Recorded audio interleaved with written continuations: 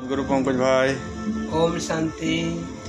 পঙ্কজ ভাই, আজকে আমাদের একটা কোশ্চেন আছে আপনাকে, যে সমস্ত জীবের স্বরূপ কী এবং সেই স্বরূপের শক্তি কি কি আছে, যদি জীবজগৎকে একটু বুঝিয়ে বললেন তাহলে আমরা খুব মুগ্ধ হব আপনার আনসারের।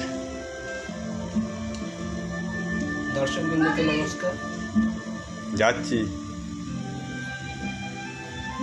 আমি চেষ্টা করব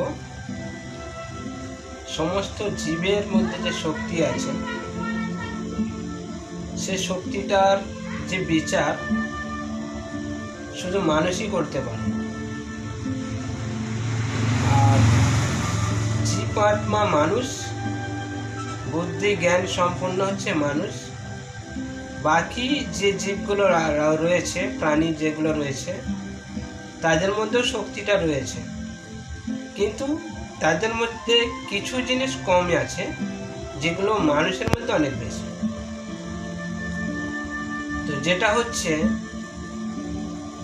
জীবের মধ্যে যে শক্তিটা, সেটা হচ্ছে আমরা বলে থাকি প্রাণ বা আত্মা। যে প্রাণীগুলো নড়াচড়া করে, কথা মানে ভাষা শব্দ ইউজ করে, তাদের মধ্যেও আত্মা আছে। মানুষ, জীবাত্মা মানুষের মধ্যেও আত্মা আছে।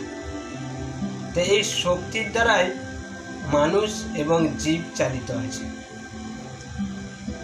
এখান থেকে আমি যেটা বোঝাতে চাইছি, মানুষের মধ্যে যে আত্মা আছে তারই মধ্যে মন, বুদ্ধি, সংস্কার রয়েছে এবং তার বিচারধারায় মানুষ কিন্তু জীবনযাপন করে।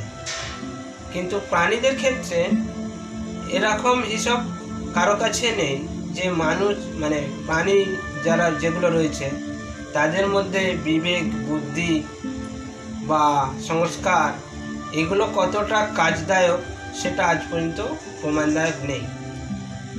কিছুটা হয়তো আছে, কিন্তু আমাদের কাছে সে খবর নেই। তো এই আত্মশক্তিতেই সারা সৃষ্টি চলছে।